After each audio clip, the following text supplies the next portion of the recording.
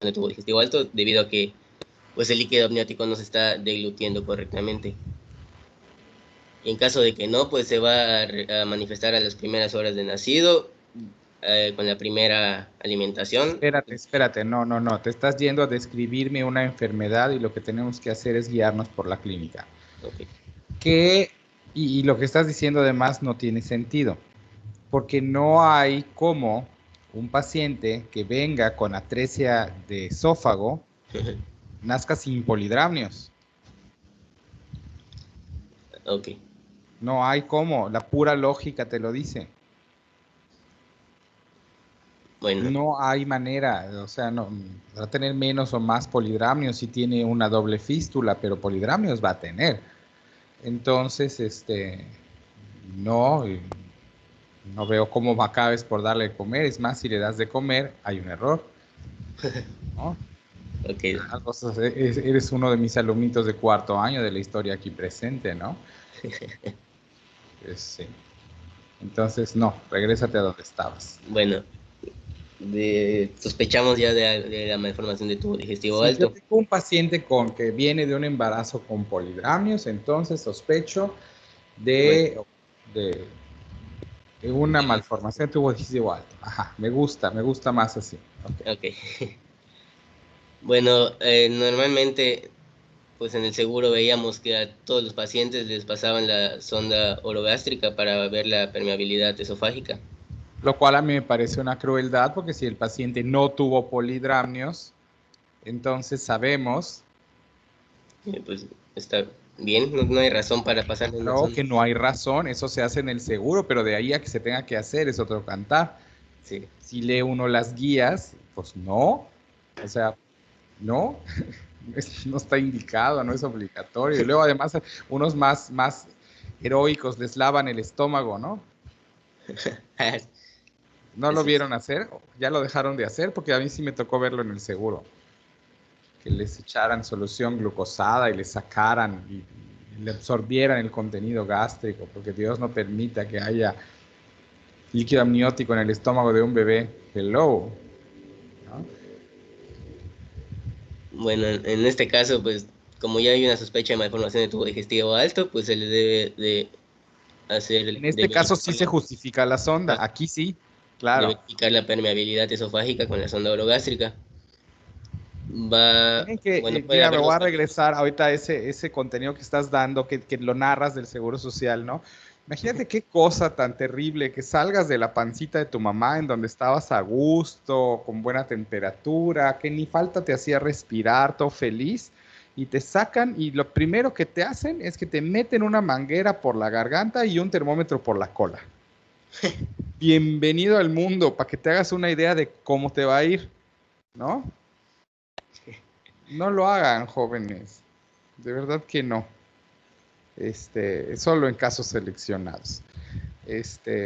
Seguimos. Bueno, pues acá puede haber dos caminos, o que sí pase la sonda o que no pase.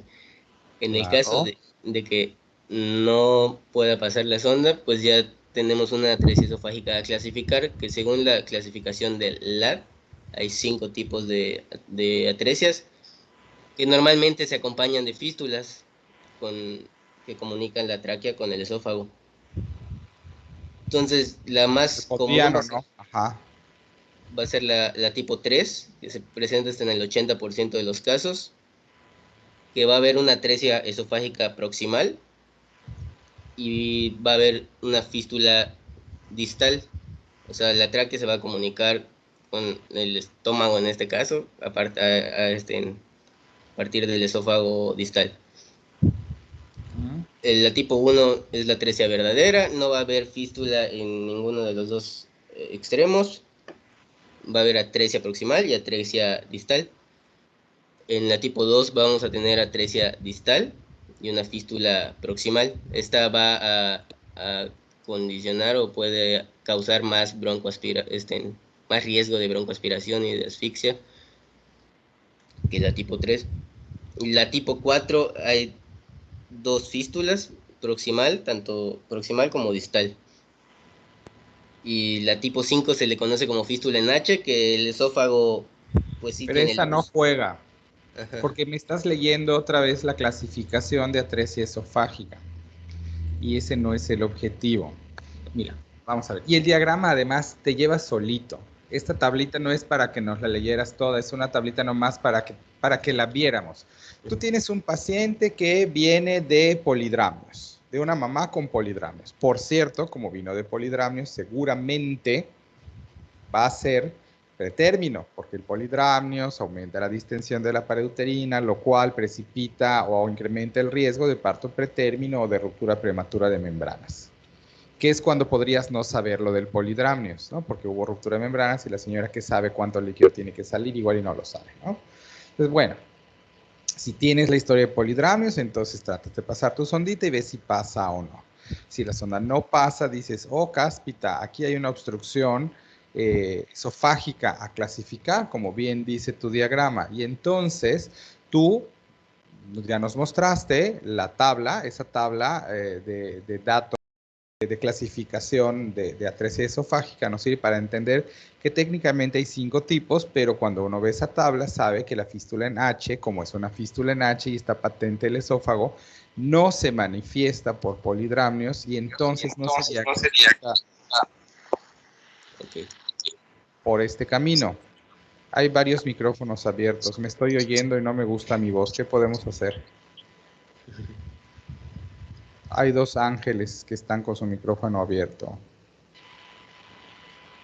Ángel Escalante, todavía está tu micrófono abierto. Sí, ese soy el que está exponiendo. Ah, ok. No, pensé que era yo, pero bueno, ok. Igual creo que tú no eres el del eco. Entonces, esa atresia esofágica en H, que en realidad no es una atresia, que es una fístula, no se diagnostica con polidramios porque el esófago está patente. Su diagnóstico más bien es por neumonía por aspiración o por tos persistente o por datos que más bien llevan este problema al diferencial de reflujo patológico y no al de atresia esófago. Así que en realidad, aunque hay 5 tipos administrativos de malformaciones del esófago, nos interesan los 4 primeros. Otro paciente no tiene fístula, o tiene fístula proximal pero no distal, o tiene distal pero no proximal, o tiene ambas, ¿no? Y esa es la clasificación. ¿Cómo sabemos? Ya sabemos que tiene atresia de esófago y sabemos que no es en H porque en H la sonda hubiese pasado. Pues sabemos que es una de esas 4 porque pasó. Ya no hay más dudas. Entonces ahora lo que nosotros queremos saber es cómo aproximarnos a cuál de los 4 tipos de atresia de esófago estamos enfrentando. ¿Cómo se hace eso, Doc? Bueno, pues con la exploración física podemos observar si el paciente tiene un abdomen distendido y timpánico. Eso va a sugerir que hay aire subdiafragmático en el tubo digestivo, que es lo que nos va a sugerir una atresia A ver, proximal. ¿área subdiafragmático o en el tubo digestivo? Son 2 cosas diferentes. Bueno, a nivel subdiafragmático del tubo digestivo. No, no, no, no, no, no, no, no, no. Ya saben que tengo un problema, muchos problemas, y uno de estos es la obsesión por la precisión en la terminología. Aire subdiafragmático implica que se perforó una víscera.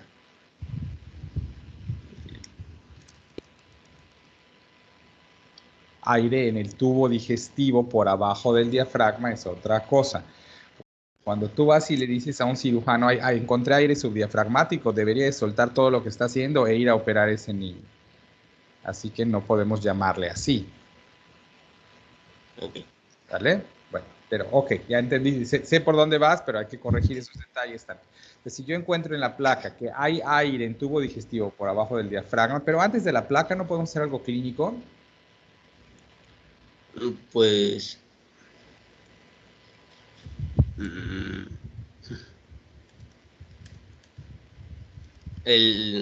sé, no se me ocurre nada. ¿Cómo podemos saber si hay aire en el abdomen, amiguitos, por clínica? Porque suena timpánico, aquí está. No sé. Percutas, y si te percutes, si te da timpánico, Sí, sabes que hay aire en el tubo digestivo que está por debajo del diafragma, por lo tanto, sabes que hay aire en el En el tubo Aquí digestivo que está por debajo del diafragma, por lo sí, tanto sabes. es una atresia proximal con fístula traqueosofágica. No, no sabes eso. Un pasito antes. Mm, Que está perforado. No, por Dios, justo acabo de decir que no cometan ese error. Dios, no sé quién eres, Dios te perdone, porque yo no puedo, hoy menos. Laura, Que está pasando aire al estómago por medio de la tráquea, entonces puede ser que haya una fístula ahí, eso te hace ¿qué sospechar. fístula? Traqueosofásica. Sí, claro. ¿Cuál? Hay dos tipos de fístula traqueosefágica. Lo dijimos cuando hablamos de la clasificación. Te lo están señalando en el Distal. diagrama. ¿Eh? Digo distal. Distal. Es una fístula distal. El aire está pasando, lo respira y se va al tubo digestivo a través, ya sabes, si hay aire abajo, hay fístula distal. Eso lo sabemos. Como en datos que en signos, y si no hay timpanismo, sabemos que hay cabo ciego distal. Con puro explorar al paciente. ¿Ok? Ahora, ¿cómo sabemos si hay fístula proximal o cabo ciego proximal por clínica? ¿Cómo nos acercamos a ese supuesto? por la regurgitación o la cialorrea del recién nacido. No, esto creo que hay una mejor manera. Tienes razón, pero creo que hay una mejor manera.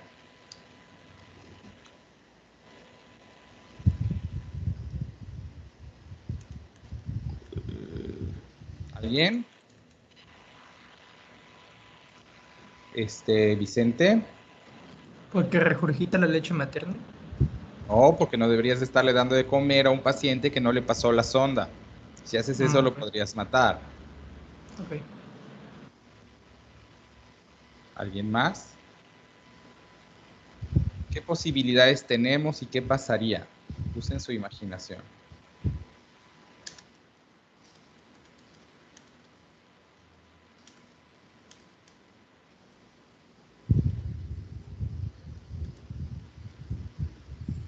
¿Nadie? Dios mío, ¿no? ¿No? ¿Murió Hipócrates en vano? ¿No? ¿Nadie? A ver, Elías, Ángel. Porque si es proximal, tal vez no llegaría tanto aire a los pulmones, entonces por eso tendría dificultad respiratoria y cianosis. No, no, no. Elías, ese fuiste tú, ¿verdad? El otro Ángel, Ángel Guadalupe. Porque al observar la radiografía, Doc, podríamos ver No, a las... no, no, no, no, no, no, no, no, no, no, no, no. Dijimos clínica, la radiografía va después. También le podemos hacer una endoscopia y ver qué está pasando, o abrimos al niño y lo diagnosticamos entonces. Yo quiero clínicos. Ya si luego se desvían por el camino de la cirugía, ya ustedes, pero yo quiero clínicos. Si tú tienes una fístula proximal, eso quiere decir hay una conexión del esófago a la vía aérea en la parte de arriba. ¿Qué va a pasar con este paciente? Ah, pues entendería todo. Julio. ¿Va broncoaspira? ¿Eh? ¿Broncoaspira? ¿Qué va a broncoaspirar? Sí, sí va a Su saliva. su saliva, porque Dios no permita que le demos leche, cosa que ya aclaramos, ¿no? Sí. ¿Y cómo me voy a dar cuenta que eso está pasando? Cianosis. Por exceso Bueno, de tos. por tos y si empeora por cianosis y por dificultad respiratoria rápidamente progresiva, ¿no? Que a lo mejor nos da un problemita con déficit de surfactante, pero eso se presenta bastante más temprano, porque apenas empieza a tener algo en la boca, se va al pulmón y entonces empieza a toser cuando enseguida. Y acuérdense que incluso el déficit de surfactante espera minutos, muchos minutos o varias horas para aparecer, ¿no? Entonces, si uno ve que el neonato que nació de polidramnios tiene tos y dificultad respiratoria progresiva y hace cianosis, entonces tiene Una fístula proximal. una fístula proximal. ¿Qué hay que hacer? Pues se intuba al paciente para asegurar una vía aérea permeable. Claro, para proteger la vía aérea. Y Ajá. ya el tratamiento es quirúrgico. Claro, en ambos casos el tratamiento es Sí. quirúrgico. Claro. Lo intubas para proteger la vía aérea, le hablas al cirujano y lo opere ahorita. Si tiene cabos, si tenga o no tenga fístula distal, aquí no nos importa porque se va a ahogar si no hacemos algo al respecto. Mientras que si lo que tiene es un cabo ciego proximal, le pones una sondita y aspiras esa sondita para que la saliva que se está juntando ahí no se rebose hacia la vía aérea y con eso proteges al paciente. Y tenga o no tenga fístula distal, lo que hay que hacer es hablarle al cirujano para que venga a arreglar este desastre y averiguar si tiene malformaciones asociadas, porque estos pacientes se asocian con problemas renales, vertebrales, de extremidades y cardíacos, ¿no? Sí, aquí está, sí. Sí, claro. Cardiovasculares son los primeros, el Bactel, que es un síndrome. Ajá. Que incluye varias malformaciones, incluidas las cardiovasculares, allá está. Otras gastrointestinales, está el cuadrito allá. Entonces, esto es atresia esofágica. Si tienen dudas o quieren comprobarlo o quieren documentarlo con imagen, entonces pueden hacer la placa, en donde si son buenos clínicos ya deberían saber qué esperar, ¿no? Sí, sí. La placa debe hacerse, pero tú ya sabes, si el paciente se puso a toser como loco, lo intubaste y sabes que le vas a encontrar fístula proximal. Y si además está timpánico, sabes que le vas a encontrar fístula distal, y si está mate, sabes que no la vas a encontrar. Vamos, es clínico, ¿no? Es puro razonamiento lógico. Entonces, fístula, y bueno, y esto es ayuno, soluciones, sonda, si tiene fístula, sonda hasta donde llegue, para que aspiremos el cabo ciego proximal, intubación si tiene fístula proximal, valoración por cirugía. Se acabó nuestro paciente. Okay. ¿Okay? Digo, ¿qué más le vamos a discutir? Es de muy alta especialidad. La sonda sí pasó. Ok. Si en este caso la sonda sí pasa y el bebé saca el líquido, sale el líquido claro, la malformación o la obstrucción va a estar antes del esfínter de Oddi, que es donde se comunica el colédoco con el conducto pancreático.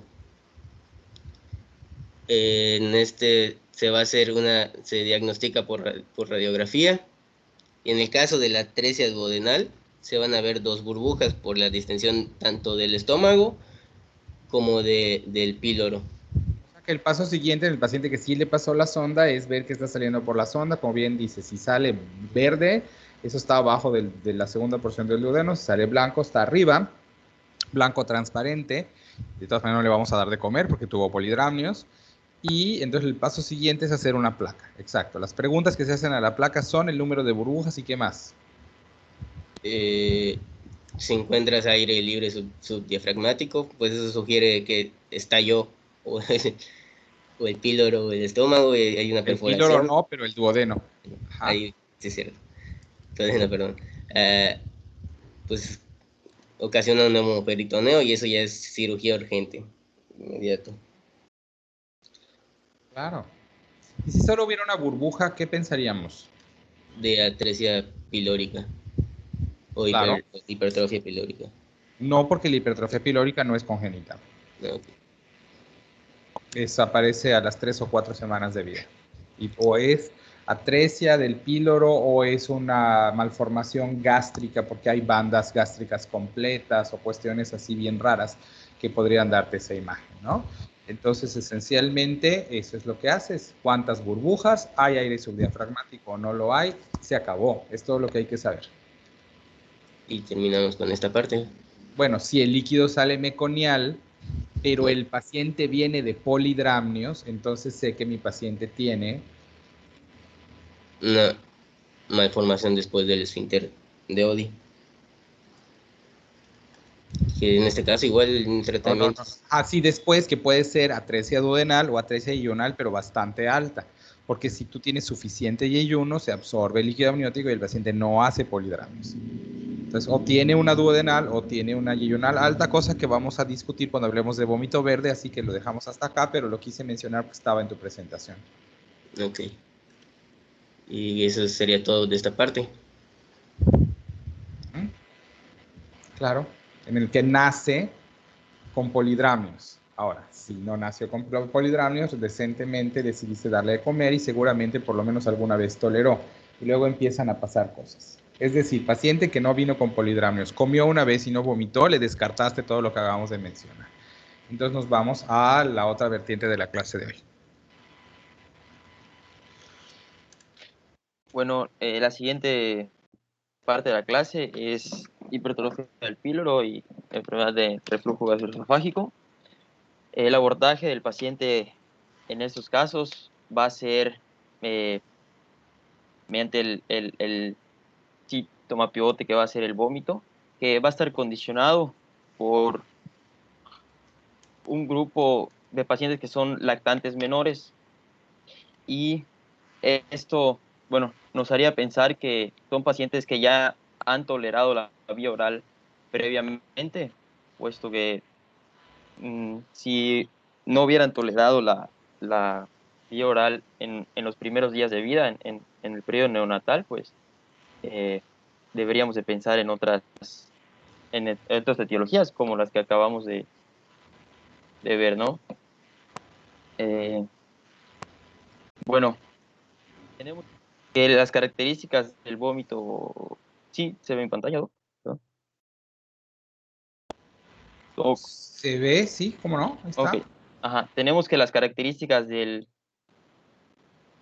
vómito, para empezar, tiene que ser gastroalimentario, ¿no? O sea, tiene que ser blanco, puesto que si encontráramos otro color en el vómito, Pensaríamos en otras cosas, ¿no? Claro. claro, pensaríamos en otras Entonces etiologías. tú tienes un paciente que está vomitando y digamos que puede ser un neonato tardío o un lactante, para que Lactante podamos menor. meter píloro, porque si tiene más de 3 meses, ¿quién piensa en píloro? Nadie, ¿no? Entonces vamos a dejarlo de esa edad en el entendido de que cuando tengamos pacientes más grandes, píloro ya no funciona.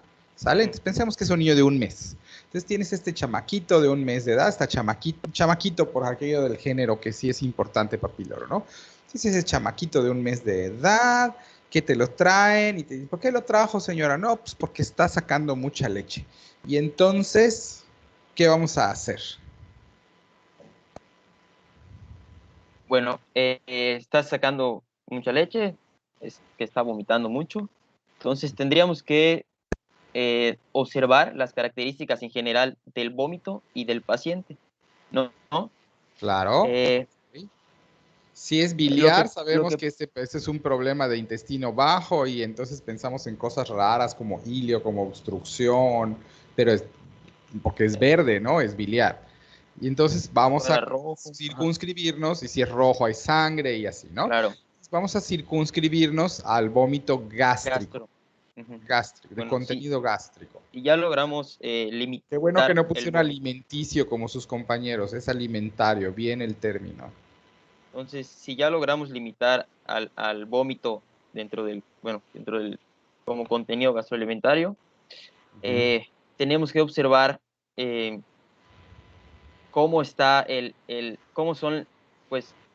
cómo está el bebé que está vomitando, pues, puesto que en hipertrofia del píloro, que es No te vayas al diagnóstico. Ujú. Dentro de algunos años vas a automatizar esto que te estoy diciendo. No trates de justificar hipertrofia de píloro o darme la clase de hipertrofia de píloro. Vamos a abordar el vómito. Bueno, El un bebé que paciente está vomitando. Como tiene historia de vómito y mis posibilidades incluyen reflujo versus píloro, para distinguir, yo voy a preguntar esto por tal razón. En un bebé que está muy irritable, es un bebé que, pues, en otras palabras, está hambriento, ¿no? Es un bebé que tiene mucho apetito y le dan comida y lo vomita, bueno, en este caso leche, y lo vomita inmediatamente.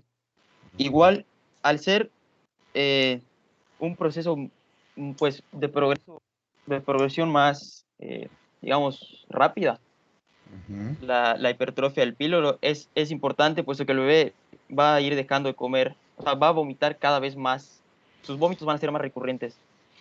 Entonces, esto el no- reflujo es una enfermedad de lenta progresión y la hipertrofia es una enfermedad de rápida progresión. Exacto. Por lo tanto, si encuentro que el paciente está incómodo, irritable, llora porque pide comer después de que vomitó y la intensidad, volumen y frecuencia de los vómitos es rápidamente progresiva, eso habla a un cuadro de rápida progresión y apoya la estenosis hipertrófica de píloro. Mientras que si el paciente ha andado más o menos igual desde que nació y no vemos una progresión, porque irritabilidad puede aparecer en ambos lados, ¿ah? Esto habla de un problema de mayor cronicidad y entonces nos aleja de la probabilidad de estenosis hipertrófica de píloro. Del píloro. Y esta decisión es importante porque lo que hay que decidir, Vicente, ¿qué son? Doctor, había leído que con la hipertrofia de píloro, los antecedentes de consumo de eritromicina y acitromicina ayudan a que existe hipertrofia de píloro.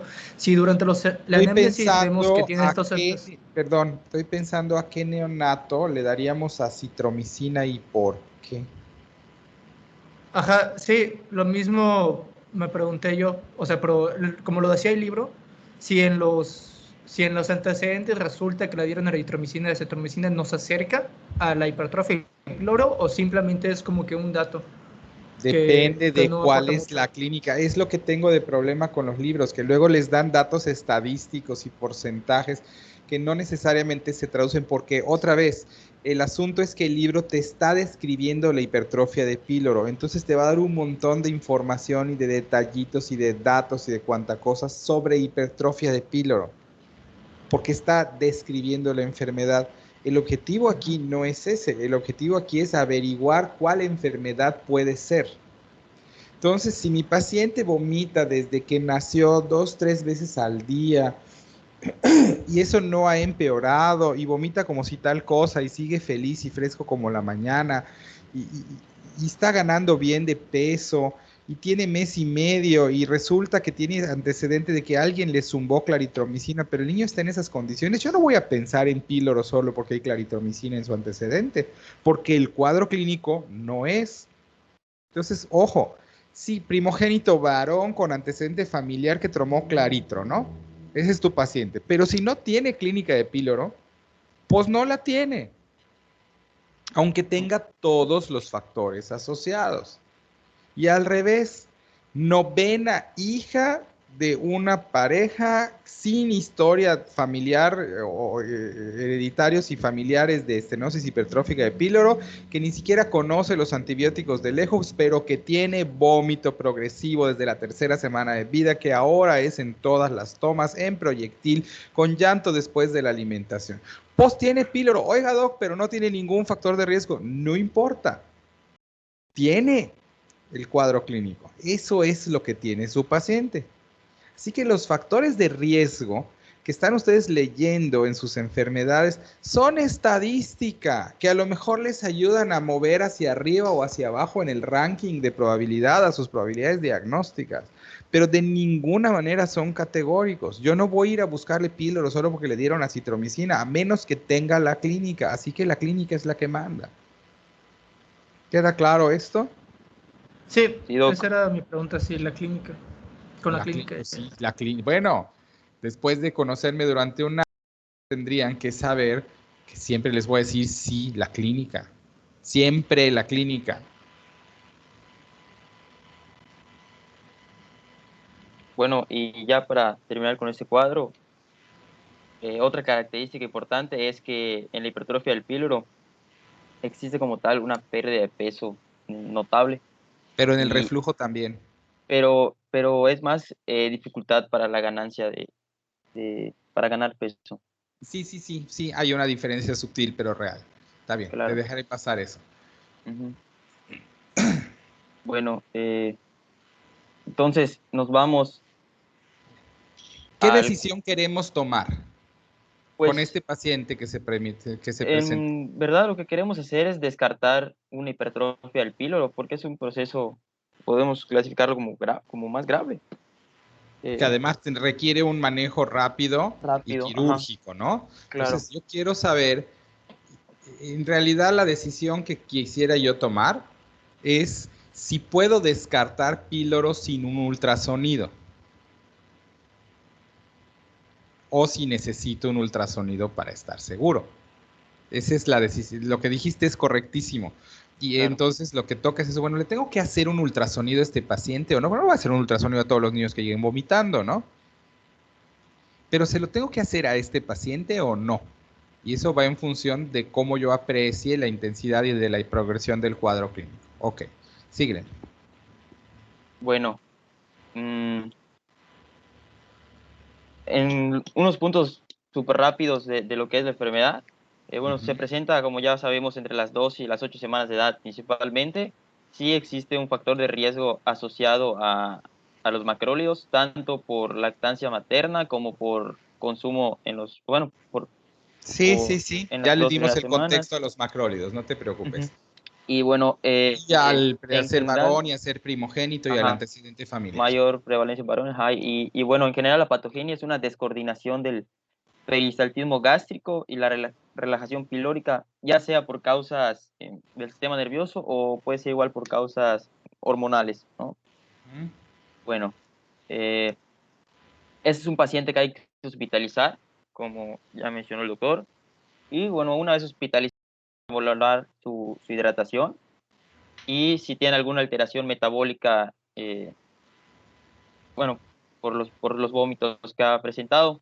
En caso de que presente distensión, encontré que es recomendable usar sonda nasogástrica porque el siguiente paso es la exploración física.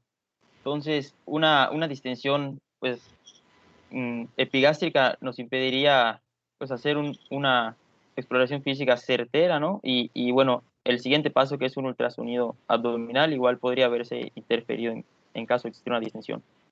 ¿De una qué, El- perdón? Pues una distensión, doc.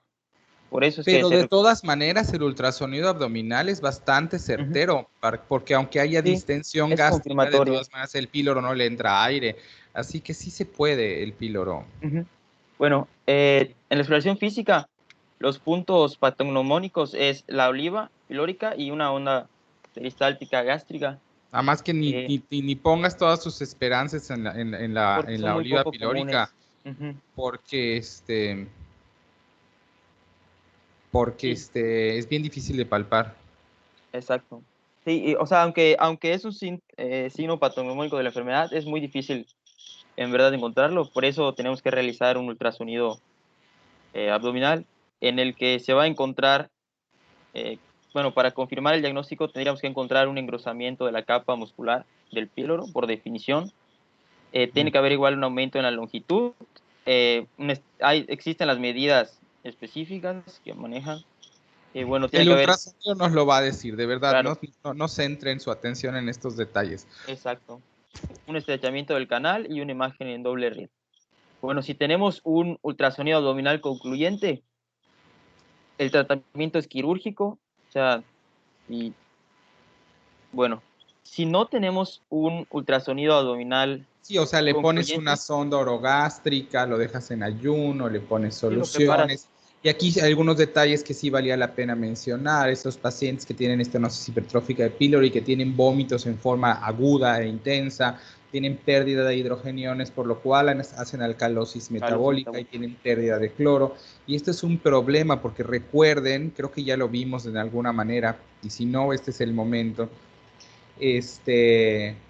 menos mis exalumnos de fisio, que seguramente se los mencioné en algún momento, pero ustedes deberían recordar que en la estructura de las proteínas es relevante el tipo de aminoácidos que estamos incluyendo y que hay aminoácidos polares sin carga, no polares, y ácidos y básicos, ¿no? Y que dependiendo del aminoácido que hay, vamos a llegar a un punto relevante, se los prometo. Dependiendo del aminoácido que estamos hablando, es la forma en la que se va a dar la estructura tridimensional de la proteína, en donde los aminoácidos con carga generan enlaces covalentes, o los que tienen elementos minerales ponen puentes de hidrógeno, puentes disulfuro, perdón, Los apolares se van al centro de la proteína y los polares sin carga se quedan en el exterior, pero no forman enlaces covalentes. Y esos polares sin carga son importantes porque son susceptibles de formar puentes de hidrógeno. Y si ustedes se acuerdan del pK, y perdón que yo los lleve a fisiología y a bioquímica, el pK es el punto del pH en el cual un elemento que puede o no liberar un hidrógeno se encuentra mitad disociado y mitad no. Y este punto de pK, en donde el hidrógeno puede o no estar pegado, permite que una sola molécula de hidrógeno se comparta entre dos moléculas. Este átomo de hidrógeno se comparte entre dos moléculas y entonces se forme una unión transitoria que se llama puente de hidrógeno. Y los puentes de hidrógeno son la neta porque sirven para la comunicación intercelular y para la actividad enzimática. ¿Ok? ¿Estamos claros hasta acá? Sí, doctor. Sí, seguro que lo recordaban perfectamente de fisiología de segundo porque en estos términos lo aprendieron, ¿verdad? Bueno, Sí, doctor. claro, yo sé. Bueno, dicho eso, entonces... Dicho eso, podríamos Espérate, no, encontrar... todavía voy a decir el resto. Espérate, no he dicho por qué estoy hablando de eso. La actividad de las enzimas, que a fin de cuentas son proteínas y cuya sitio activo depende su función del pH en el cual se encuentran. Entonces las enzimas van a funcionar mal y los receptores de membrana, que también son proteínas, van a funcionar mal cuando alteras el pH, porque cuando el pH se altera, entonces se altera la capacidad de hacer esta interacción puentes de hidrógeno. ¿Estamos en eso? Entonces, esta es una pachanga en el niño que tiene alcalosis metabólica porque vomitó hidrogeniones, porque al tener alcalosis metabólica le faltan hidrógenos, no puede formar puentes de hidrógeno con la misma facilidad y se le estropea la actividad enzimática y la comunicación intercelular. Y no hay fisiológicamente mecanismos compensadores eficientes para la alcalosis, porque ninguna condición orgánica tiende a la alcalosis, todo el metabolismo tiende a la acidosis. Entonces el paciente se queda alcalótico y lo tienen que meter a operar. Y ahí es donde empiezan los problemas, porque vas a tener problemas para la inducción anestésica, para la emergencia anestésica, para la restitución del trabajo respiratorio, para la actividad de los analgésicos, para la actividad de los bloqueantes o relajantes, para un montón de cosas, simplemente porque el pH es alcalino. ¿Ok? Entonces, considerando todo esto, tú sabes que porque tuvo vómitos en forma aguda, es un sujeto de riesgo de alcalosis respiratoria y que si tiene alcalosis respiratoria, como no hay mecanismos correctores, la tienes que corregir en forma activa, porque si no haces eso va a ser un problema para el trans y postoperatorio, lo cual significa que hay que echar mano, aquí ya les voy a regalar información de experiencia. Está descrito que el pH de todas las soluciones disponibles en el hospital para manejar pacientes, la que tiene el pH más ácido es justo la solución fisiológica, que tiene un pH cercano a 5.5. Entonces, lo que se hace con estos pacientes, aún a costa de darles sodio en exceso, es ponerles solución fisiológica, porque esto les mejora el pH a fin de que pueda manejarse el trans y postoperatorio en forma adecuada.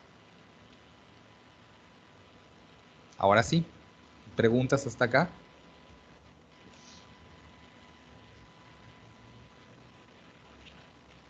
¿No? ¿No hay preguntas? ¿Rodrigo? Ah, es que estoy viendo Bueno, otra cosa. Sí, ya. tengo dudas respecto a esto que Ajá. comentó al final del manejo hídrico de estos pacientes. O sea, ¿cómo sería? ¿O eso Les pones soluciones de base, le pones su requerimiento de glucosa y le pones tanta fisiológica como sea posible. Eso lo puedes hacer con glucosa al 10% y solución fisiológica en proporción 1:1 o de plano con solución mixta. Ok, gracias. Andrés. Sí, doctor. Había leído que también se podría realizar una radiografía contrastada. ¿Esto estará indicado en caso de que el ultrasonido no sea concluyente o realmente no se hace mucho? No se debe de hacer. Tienes que ser muy cuidadoso con eso porque Si metes contraste y el paciente vomita y broncoaspira, entonces vas a tener contraste en la vía respiratoria. Entonces se recomienda no hacerlo, pero si de verdad necesitas, porque es un caso en donde el diagnóstico es muy complejo, lo pudieses hacer siempre y cuando decidas utilizar contraste hidrosoluble. Okay. Pero la recomendación es que de plano no lo hagas si no es absolutamente indispensable por el riesgo pulmonar que eso representa. Vicente. ¿Los antieméticos se usan para el manejo? ¿Por qué haríamos eso? ¿Cómo funcionan los Para, antieméticos? bloquean la reacción vagal central. No. ¿Vagal o central? Vagal, vagal. ¿Seguro? No. Se me olvidó. Hay tantas cosas de medicina y tan poco tiempo. Para que tú trates el vómito, tienes que entender la razón del vómito. Para que entiendas qué va a funcionar y qué no va a funcionar. La mayoría de los antieméticos actúan a nivel central. Este vómito no está ocurriendo a nivel central, por lo tanto no tendría sentido utilizar un antiemético porque no va a resolver el hecho de que hay una obstrucción. Es lo mismo que tú quieras manejar una obstrucción intestinal con difenidol. O sea, no veo cómo vaya a funcionar eso porque hay una obstrucción. Entonces no tienen sentido los antieméticos. Rodrigo y luego Melissa. Andrés, si tienes otra pregunta, si no, baja tu mano. Rodrigo. Respecto a lo que comentó esto de Vicente, doctor, yo tengo que, para los pacientes que en este momento no sea una opción la cirugía, se puede dar alimentación duodenal y sulfato de atropina. Pero ¿cómo metes al duodeno tu sonda si tienes una obstrucción en el píloro? No sé. Claro. Lo que sí está descrito, pero hace 1000 años que no se hace, es que tú puedes poner una sondita y poner alimentación a infusión continua porque el vaciamiento gástrico está disminuido, pero no está completamente abolido. Así que se puede hacer manejo conservador de hipertrofia de píloro. Te va a llevar 3 semanas de hospitalización porque la hipertrofia remite, pero eso no lo hace nadie. Entonces sí lo podrían encontrar como anécdota, pero no se hace.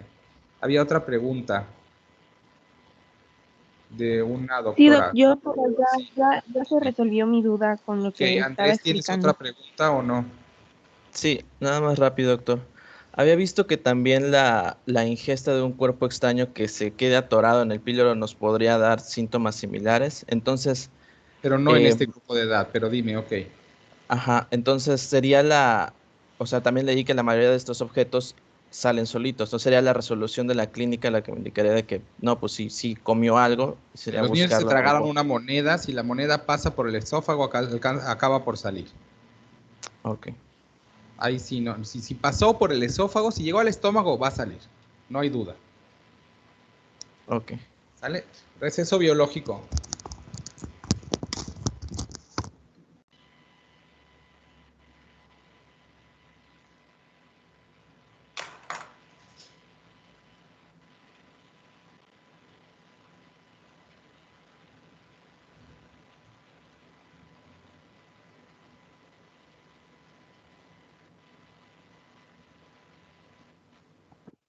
¿Te dejó de escuchar el don?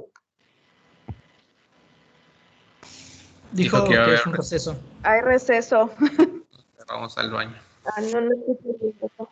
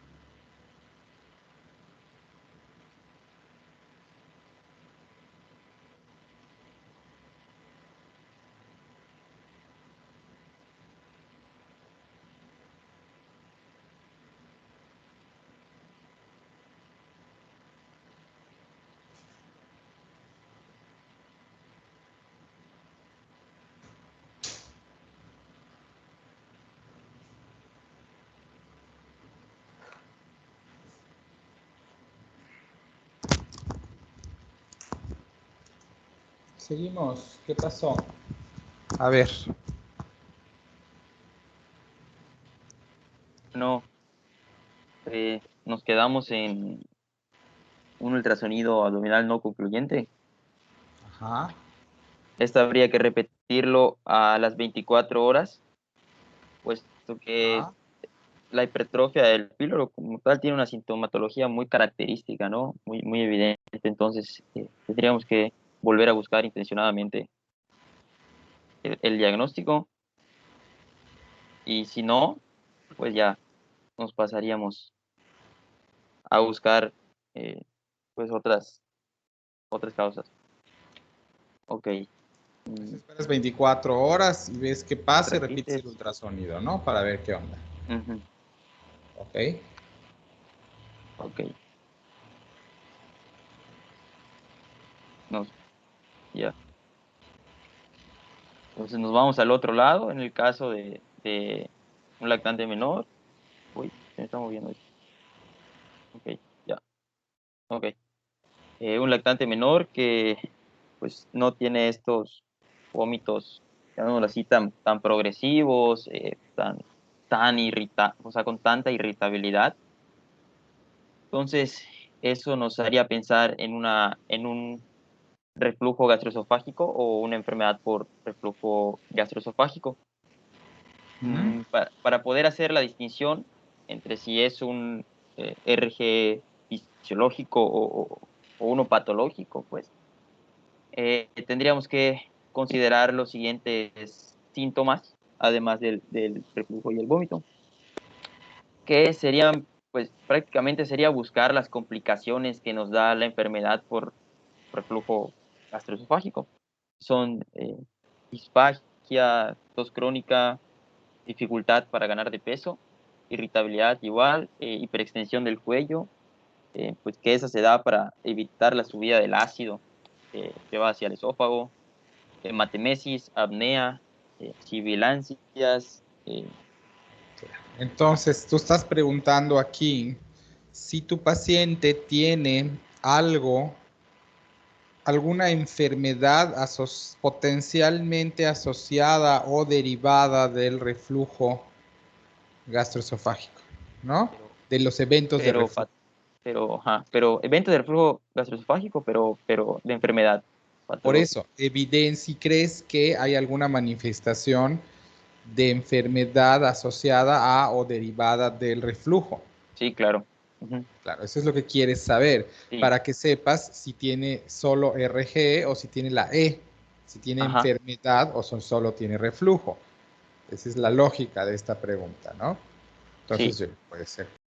Si tu paciente no tiene, es un gordito rozagante, cachetes de querubín y rollitos en las piernas, que se sonríe ante todo, sube bien de peso y no tose jamás. Entonces, pero tiene reflujo. Bueno, algo que leí que se me hizo interesante, que usan la definición, Doc, de como si fuera un vomitador feliz, porque Sí, pues, claro, me o gusta. sea, nada más es un niño que pues Ilustrativo. le están dando pues mucha comida, ¿no? Como No tal. Entonces, necesariamente, pero o una muy mala técnica. probablemente. Ujú. ¿Cuánto es mucho, Doc?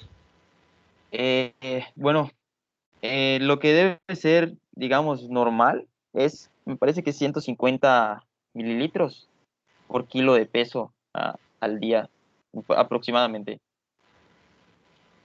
140 algo así. 140, sí, 140. 140, otra vez. 150 mililitros por kilogramo de peso al día. ¿Cuánto pesas, Misael? Yo, como 65, Doc. Sí, sí. Por tu aspecto asumí que te lo podía preguntar. Bueno, no a todos, algunos somos muy sensibles con ese dato, ¿no? ¿Cuánto es 150 por 65? 9.000, perdón. 9.750 casi. 10 litros de leche. 10 litros de, ajá, sería el Así que si equivalente. tú fueses un lactante menor, no ablactado, ¿tomarías 10 litros de leche al día para tener sonrisa social, sostén cefálico y dormir? No, pues no. ¿No? Bueno, a esa edad, pues sería Sí, claro. el Si equivalente. fueses un lactante menor, Sí, claro, claro. claro. Pero a esta edad, pues sería, no No podría. serías un lactante menor, espero que ya no estés lactando. Bueno, puede ser, Bueno, con fines recreativos si quieres. claro. Pero solo para ilustrarles el consumo de leche, ¿no?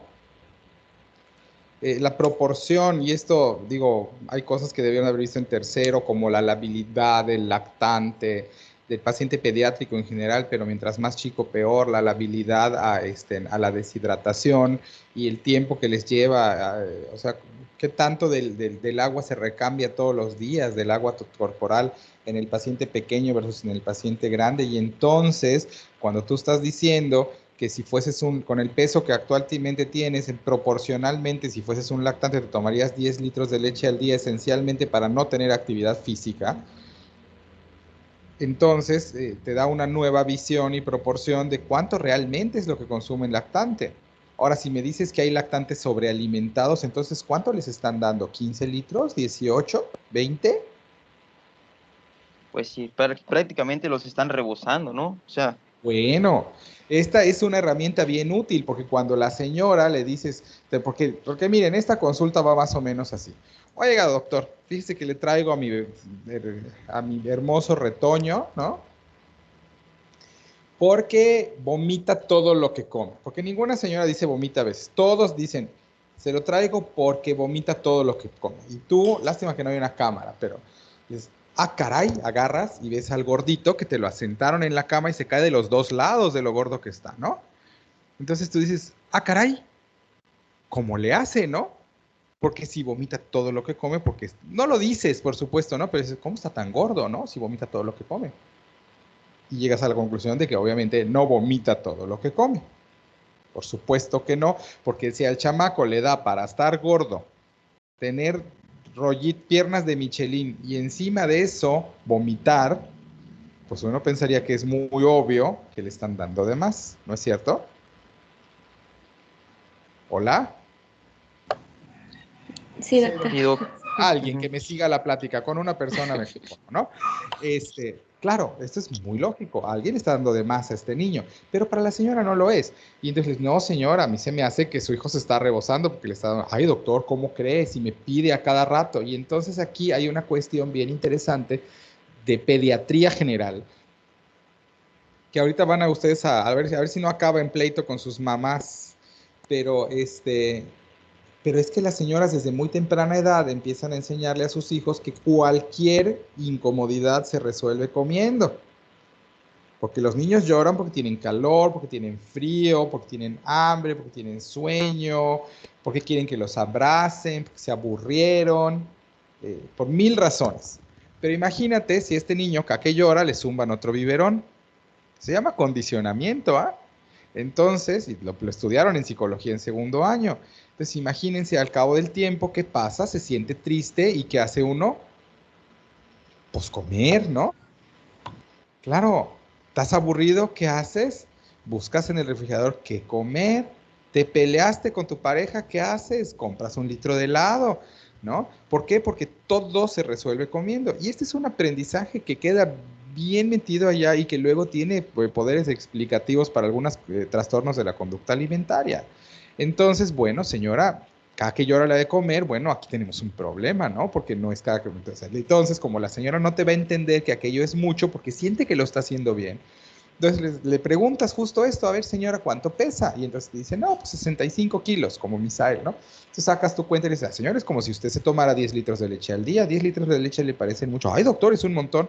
Bueno, eso es lo que el niño se debería de tomar, pero yo ni siquiera lo hago así, sino, a ver, señora, ¿cuánta leche toma el niño? Y entonces te empieza a decir, porque con seno materno está bien difícil sobrealimentar, ¿eh? Pero entonces le sacas la cuenta de cuántas biberones le da, de cuántas onzas, desde ayer en la tarde a hoy en la tarde, cuánto tomó, a qué hora tomó, o que te haga el diario, ¿no? Dice, no, pues le di 4 onzas a las 2 de la tarde, y 4 onzas a las 5 de la tarde, y 2 oncitas a las 7, y entonces tú vas apuntándole. Una onza trae 30 mililitros. Y entonces te llegas a la cuenta de que el amigo le están poniendo, y no se los estoy inventando, esto ya pasó en mi consultorio, 220, 250, 300 mililitros por kilo. Y entonces le dice, señora, usted le está dando 250 mililitros por kilo a esta criatura. Y obviamente la señora no va a entender ese término, ¿no? Entonces, a ver, señora, ahora sí, ¿cuánto pesa? 65 kilos. Y entonces agarras tu calculadora y le dices 250 mililitros por 65, señores, como si usted se tomase 16 litros de leche al día. Y dices, ay, doctor, eso es un montón. Claro que es un montón, señora, por eso su hijo se está rebosando. Y entonces es como uno traduce la información a algo que la paciente puede entender. ¿Ok? Esa es la manera en la que uno traduce el dato y averiguas. Entonces tienes que sacar la cuenta de cuántos biberones, de qué volumen en las últimas 24 horas. Porque no le preguntan al día, porque cuando hay un grupo poblacional, en Yucatán por lo menos, que cuando le preguntas cuánta leche toma al día, solo te dice la leche que se toma cuando hay sol, pero no te dice la leche que se toma cuando es de noche, porque eso no es de día. Entonces, ojo que cada que ustedes preguntan algo, tienen que preguntarlo de la manera correcta para que su paciente comprenda la información que quieren obtener, para que les diga lo que ustedes necesitan, porque si lo interrogan y les dijo mal, no es culpa de los pacientes, es culpa de ustedes que están interrogando de la manera inadecuada para el contexto del paciente que están interrogando.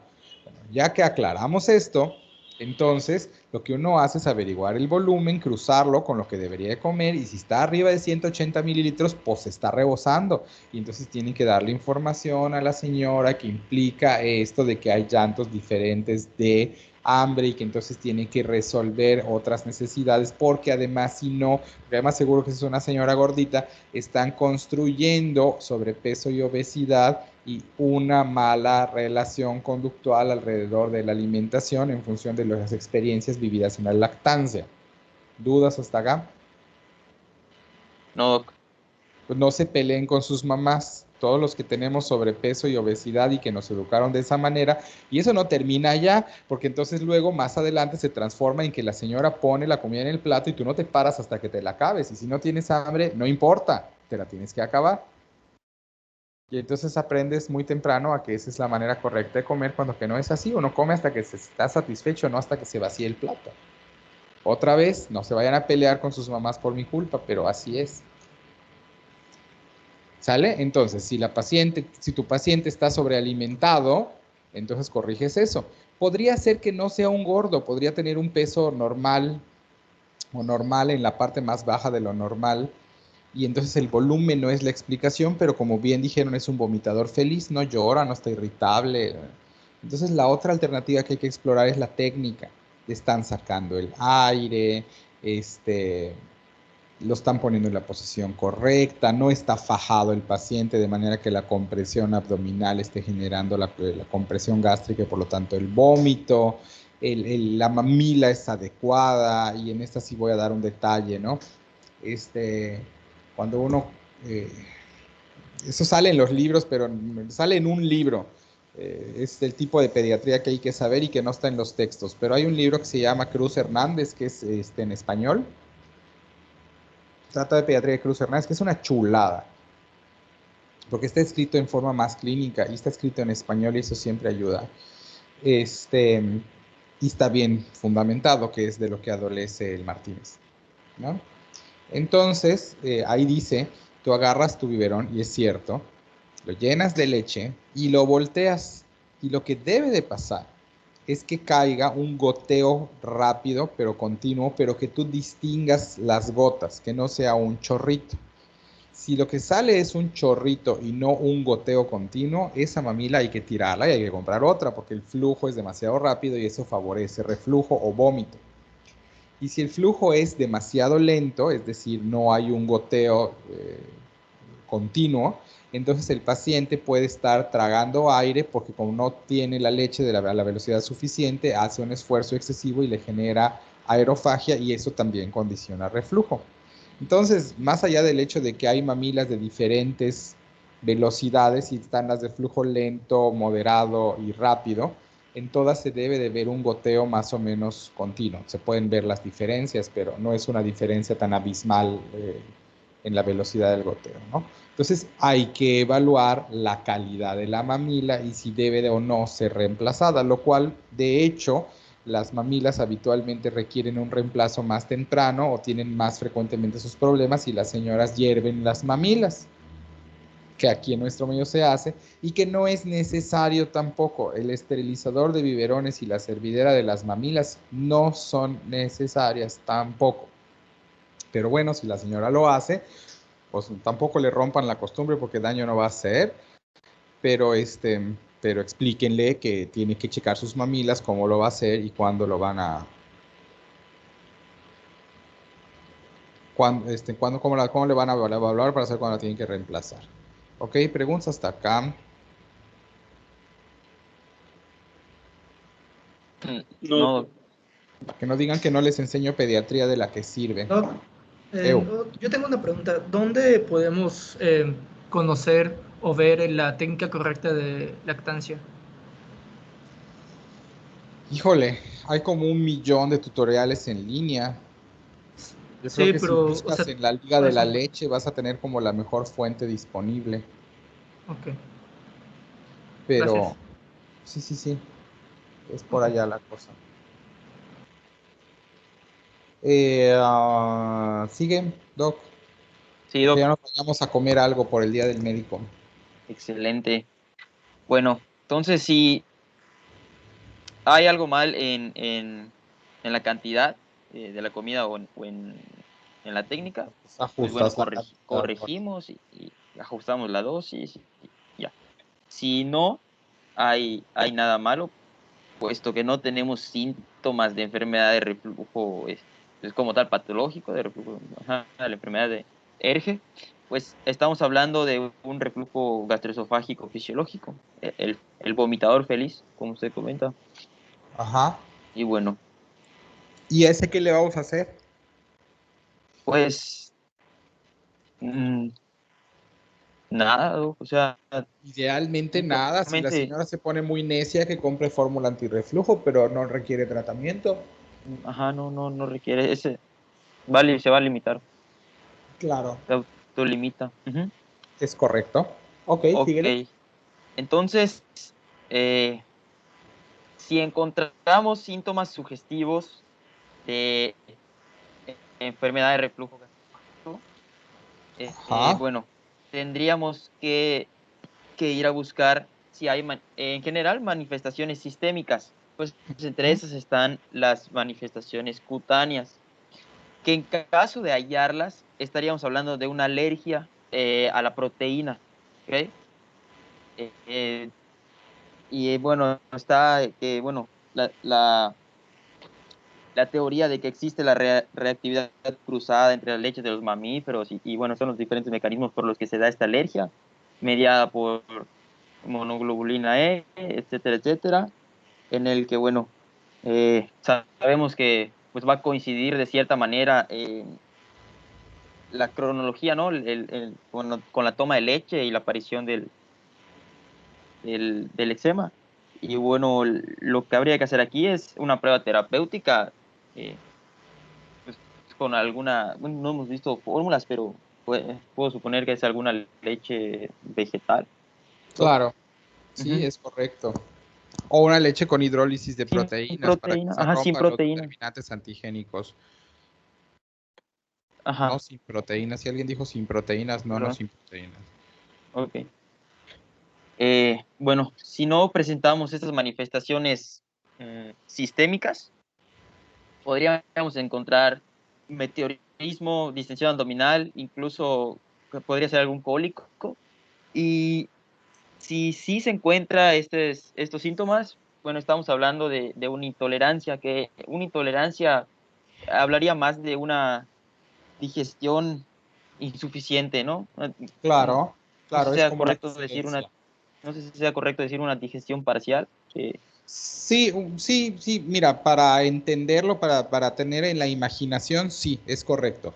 Tú tienes el problema. Si el paciente, pero ojo, aunque no tenga leche, aunque no esté consumiendo leche de vaca, aunque esté alimentado al seno materno, cosa que no mencionaste, tu paciente de todas maneras puede ser alérgico a las proteínas de la leche de vaca, porque la madre consuma proteína de leche de vaca y le pase determinantes antigénicos a su bebé. Eso está plenamente demostrado.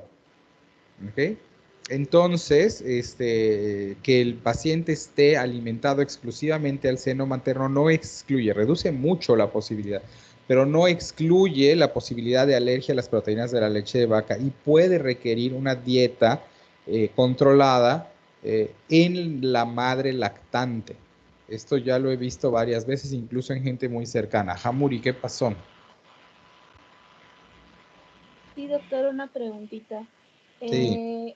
Si una madre que tiene un bebé con alergia de leche de vaca y ella consume leche, ¿aproximadamente cuánto tiempo pasa para que ya no le haga reacción, o sea, desde que lo consumió hasta que se expulse del cuerpo de la leche materna para que no le haga reacción al bebé? Pues la recomendación es por lo menos 24 horas. ¿Por qué me lo estás preguntando? Es una pregunta muy específica. Sí, es que una amiga cercana, pues su bebé es alérgico a la proteína de vaca y consumió algo que tenía leche sin darse cuenta, o sea, que tenía proteína de vaca sin darse cuenta, porque no venía explícito. Tuvo que leer los ingredientes para verlo. Y me preguntó que cuánto tiempo tiene que dejar de amamantar a su bebé para que no le vaya a causar alguna reacción. Idealmente 24 horas, por lo menos 24 horas. ¿Cómo comprobaron la alergia a la proteína de leche de vaca? La verdad no sé, imagino que leyó los ingredientes de lo que No, ¿cómo comió. comprobó ella que su hijo tiene alergia a la leche de vaca? Ah, eso no me lo contó. No, porque hay que ver, porque esto se tendría que haber hecho o con prueba terapéutica o sea, con ensayo y error, que le quiten la proteína a la mamá, el niño mejora, le dan proteína, vuelve a empeorar, o con pruebas cutáneas. El otro... Imagino que sí fue, o sea, para que yo tenga el diagnóstico, imagino que sí fue el pediatra, pero esa parte pues no me la ha contado. ¿Puedo preguntarle? No, pues imagínate, tienes que entrevistarla porque es así como tu guía de estudio para la clase de hoy, ¿no? Pues bueno, el caso es que la alergia, que está mediada por inmunoglobulinas, ya dijeron, da manifestaciones sistémicas, habitualmente cutáneas y respiratorias, pero hablando de broncoespasmo y rinitis. Entonces, es como distingue uno. Y si esto le pasa a un alimentado al seno materno, igual hay que considerarlo. Y ahí está la que comprueba que el seno materno puede dar proteínas de leche de vaca, porque miren, ya nos lo contaron, ¿no? Ahora, la intolerancia es un problema diferente, como bien nos dijeron, que tiene que ver con digestión incompleta. Y cuando tienes digestión incompleta, dejas remanentes que son metabolizados o digeridos por las bacterias, lo cual produce gases. Entonces, este paciente podría tener distensión abdominal por esta razón, que favorece la presentación de vómitos, o podría no tener vómitos, digo, aquí lo vamos a considerar porque está en la clase de vómitos, pero podría incluso no tenerlos, pero tener distensión abdominal, aunque cuando tienen distensión abdominal mis pacientes generalmente lo tienen con S y no con C, doctor. Vuelvo a decir, cuando mis pacientes tienen distensión abdominal la tienen con S y no con C.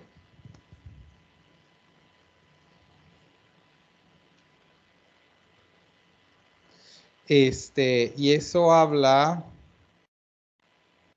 de, de un problema intraluminal, que habitualmente es transitorio y mejora con la edad. En cambio, la alergia solo mejora con inmunoterapia. Cuando uno es alérgico, ya es alérgico.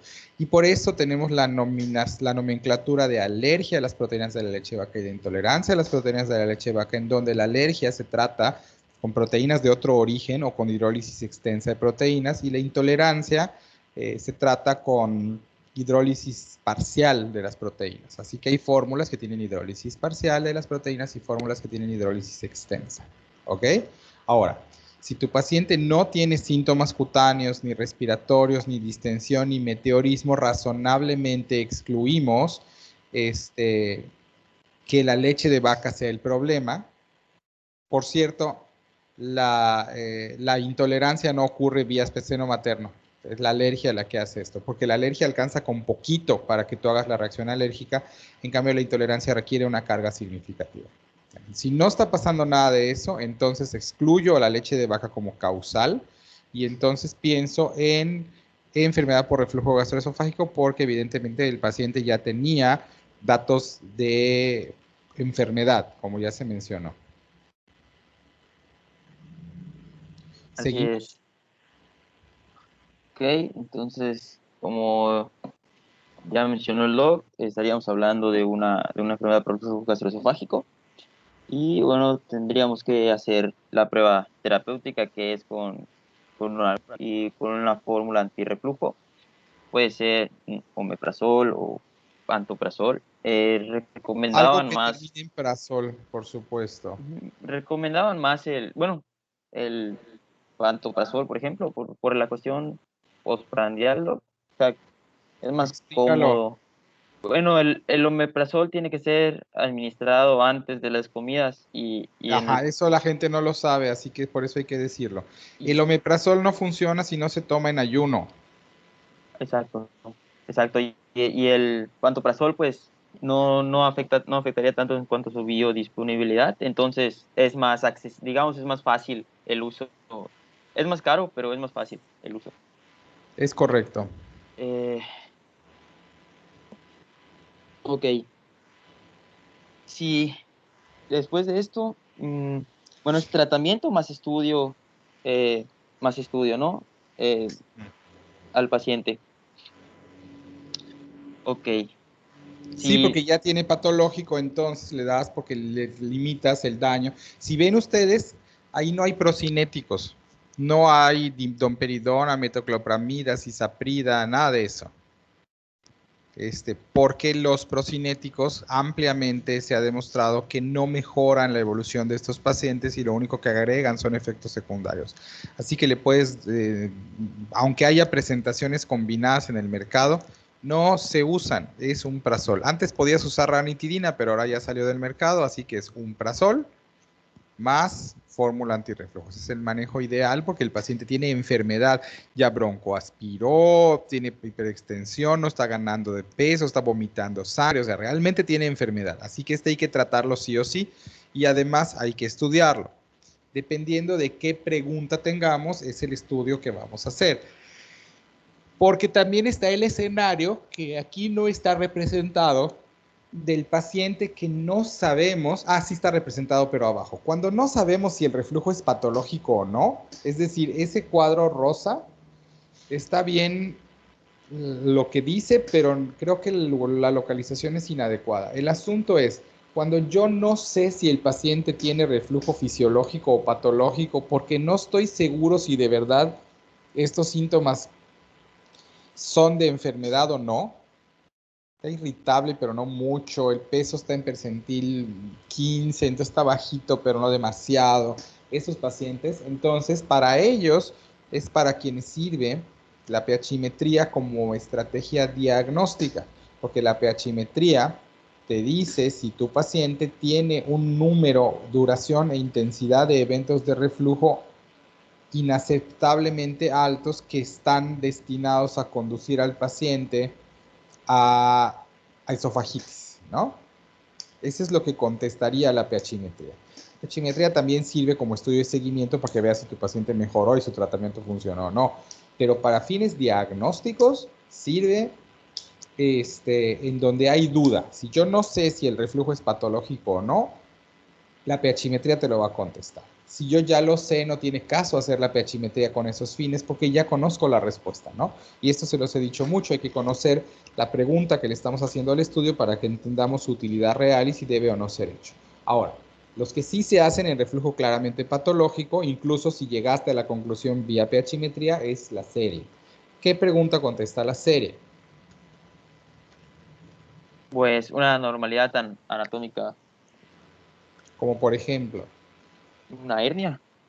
Una hernia yatal, clásico, ¿no? Sí. Pues, el paciente tiene una anomalía anatómica que explique el reflujo, sí o no. Si sí, opéralo. Si no, pues sigamos estudiándolo. La anatomía funcional se estudia con una endoscopía. Con endoscopía con manometría, claro. Sí hay una anatomía funcional, por ejemplo, una esofagitis, como ya mencionó el doctor. No, la esofagitis no es una anomalía funcional. La esofagitis es una consecuencia de la anomalía funcional. La anomalía funcional sería, por ejemplo, la falta de tono del esfínter esofágico inferior. Es verdad. Eso es lo que sería, ¿no? Si yo encuentro una anomalía funcional o encuentro secuelas significativas, o tengo fracaso al tratamiento conservador, también se justificaría la cirugía en este paciente, ¿no? Que es una funduplicatura que le pliegan el fondo gástrico y se lo ponen de corbata al estómago para que no se suba y reparación de aérea, ¿no? Ahora, si yo descarto anomalías anatómicas y anomalías funcionales, pero el paciente sigue vomitando en forma inaceptablemente alta y tiene datos de reflujo patológico, todavía aquí falta incorporar otros diagnósticos de probabilidad. Como ya excluimos a la proteína de la leche de vaca como origen de esto, nos quedan otras intolerancias alimentarias como posibilidad y nos quedan etiologías infrecuentes como la acidosis tubular renal y no se me ocurren muchas otras y otras alteraciones metabólicas, ¿no? Pero interesante en este contexto la acidosis tubular renal porque su manifestación clínica característica es vómitos recurrentes con dificultad para ganancia ponderal. Entonces hace un muy buen diferencial con reflujo. ¿Sale? Entonces, que esa la vamos a tocar nuevamente cuando veamos diarrea crónica. No, cuando veamos talla baja. Cuando veamos talla baja, ahí vuelve a salir acidosis tubular renal y ahí creo que la vamos a mencionar un poco mejor porque creo que no la traes preparada. ¿Verdad? No la incluí. No, claro que no. Pero no importa porque ya llegamos hasta ahí. O sea, al Ok. final del diagrama solo incluyes ¿Perdón? O sea, al final del diagrama solo te quedan diagnósticos metabólicos, algunas alteraciones metabólicas. Entre esas está la que usted mencionó. Ok. Y entonces dependiendo de lo que sea. Y hay cosas más simpáticas como vómito cíclico en el contexto de epilepsias no habituales, ¿no? De equivalentes epilépticos. Pero francamente eso no es de lactante, eso aparece en forma en edades posteriores, ¿no? Y aquí estamos asumiendo también que gastroenteritis ya y que hipertensión intracraniana ya fue abordada, porque hay otras muchas causas de vómito que no hemos mencionado. ¿Sale? Sí, doc. Bueno, claro. entonces ya terminamos, nos vemos el lunes. ¿Quién va el lunes? Sí, doctor. Vómito verde, claro. El vómito verde va el lunes. La continuación de tubo digestivo bajo. Claro, muy bien. Lo podrías poner yo con García y Ojeda. Pues no era... ¿Hoy cuántos hablaron? 2. ¿Dos? Sí. Ustedes repártanse. Si alguien quiere repetir también. La verdad es que ya no me voy a meter mucho en eso. Ok, perfecto. Ahí para todos. Está bueno, vómito verde.